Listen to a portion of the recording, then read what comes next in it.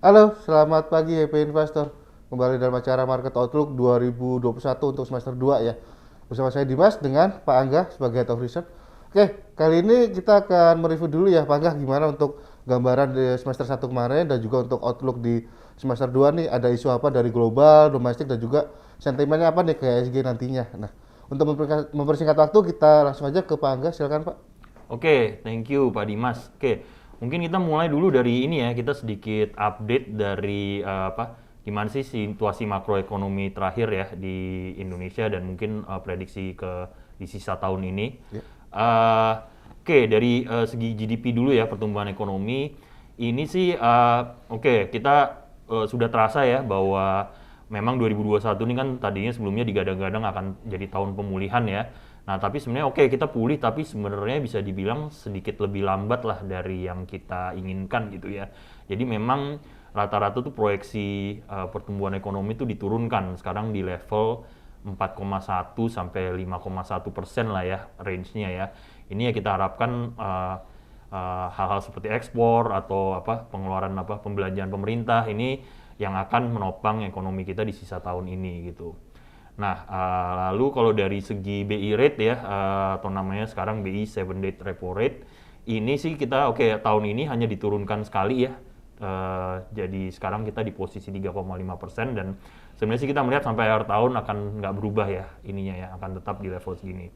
Kalau untuk inflasi ini juga sebenarnya juga berkaitan ya dengan suku bunga ini masih tetap rendah inflasinya. Uh, Walaupun kita lihat sih makin trennya membaik ya untuk inflasi. Nah, untuk berikutnya yang penting kita omongin juga itu kan mengenai nilai tukar ya, nilai tukar rupiah. Ini sih kita melihatnya untuk prospek semester 2 nanti ini adalah gimana akan banyak dipengaruhi oleh keputusan The Fed untuk melakukan tapering off ya. Nah, mungkin saya lempar ke Pak Dimas, Ya. mungkin kalau dari segi teknikalnya ada ini nggak untuk USD Oke, IDR? baik. Terima kasih Pak Angga. Untuk USD IDR untuk perdagangan ke depan sih kalau kita lihat perkirakan masih akan cenderung melemah terlebih dahulu ya.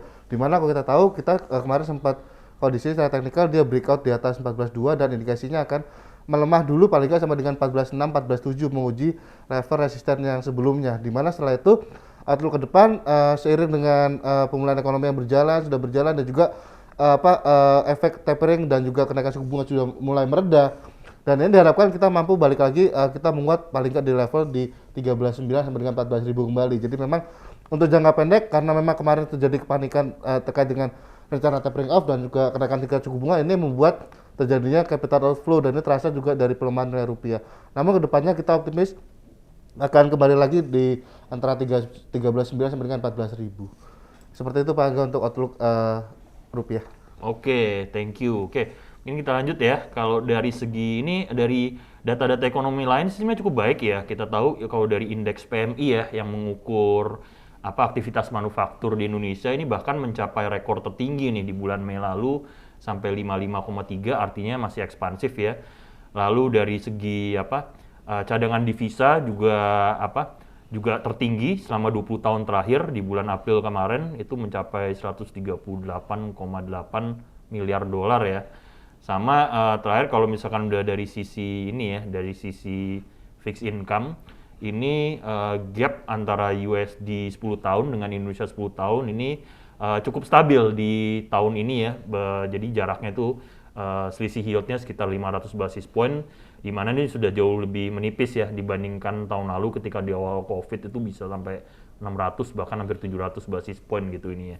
Jadi overall sih memang sudah kelihatan pemulihannya sih sudah kelihatan ya kalau misalkan kita simpulkan, tapi memang sedikit lebih lambat dari perkiraan gitu. Oke, mungkin dari ekonomi di situ tuh Pak Dimas ini. Oke, terima kasih. Nah, sekarang kita masuk ke equity market atau di JCI-nya sendiri.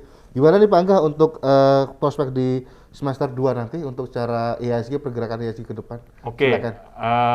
sekalian kita review dulu ya Boleh. untuk mungkin di semester 1 kayak gimana pergerakannya dan di semester 2 itu gimana, akan gimana proyeksinya. Eh, Oke, ini sampai kita sudah mau memasuki semester 2 ya, sampai dengan ini data terakhir sampai dengan Juni tanggal 18. Ini JCI ini relatif flat ya sepanjang tahun ini, kenaikannya hanya sekitar 0,47% secara year to date. Oke, kalau kita tahu sebenarnya cukup banyak sentimen positif di semester 1 ini ya.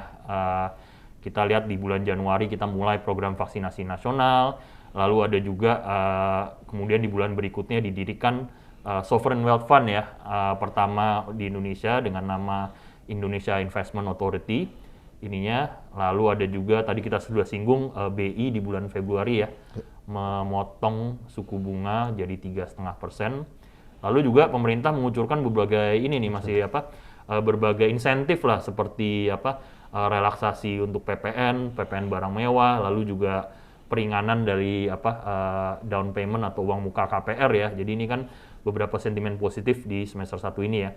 Nah, tapi ada beberapa juga nih katalis yang cukup negatif nih, yaitu sebenarnya yang cukup menohok itu waktu itu di sekitar seputar BPJS Ketenagakerjaan ya, yang akan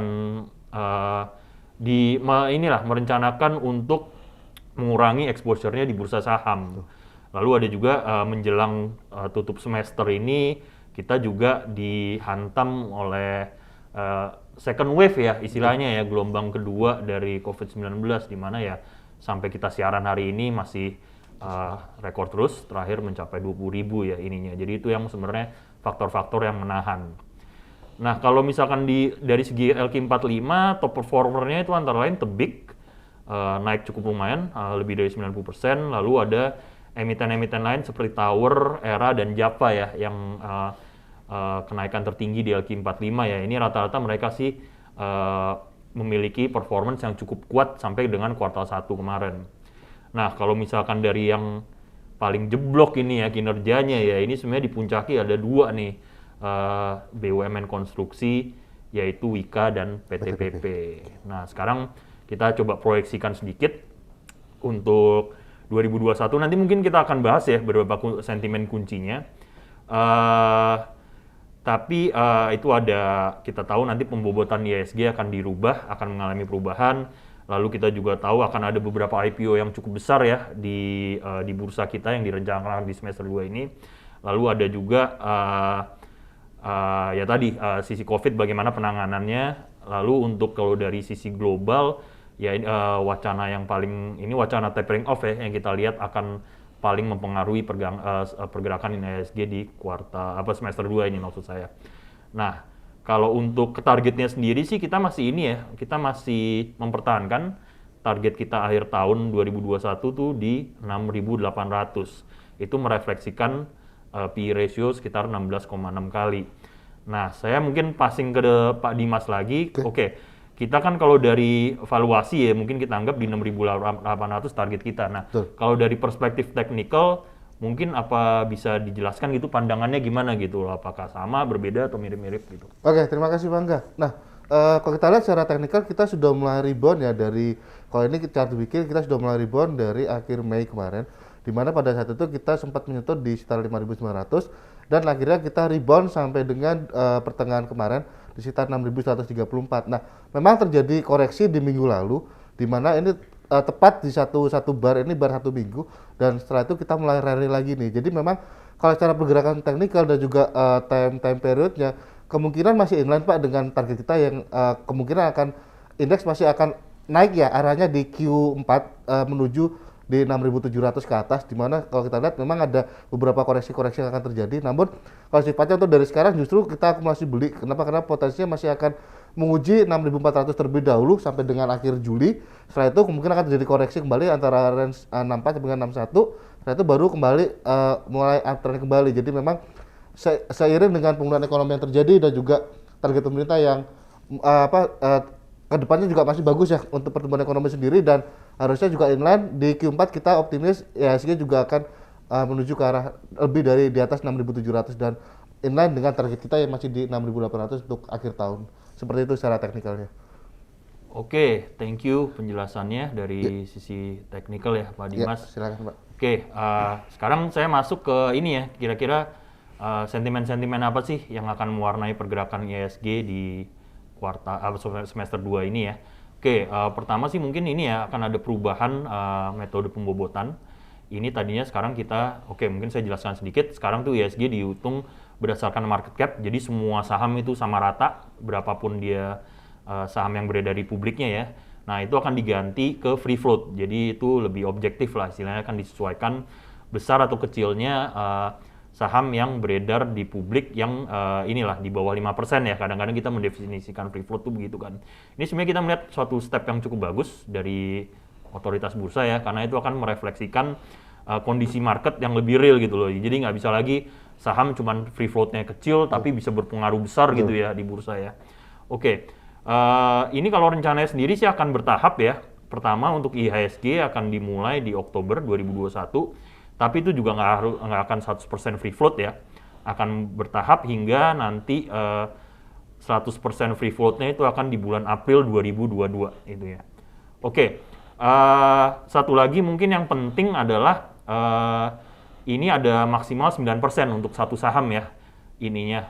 Jadi seperti sebenarnya ini akan yang banyak terimpact ini adalah BBCA, karena satu-satunya saham yang saat ini bobotnya itu lebih dari 9% hanya BBCA. Tapi nggak usah takut, saya nggak menyangka kalau misalkan punya BBCA nggak usah panik, karena memang kalaupun ada rebalancing kan sebenarnya kan kalau di manajer investasi itu hanya 10% ya maksimal satu saham ya.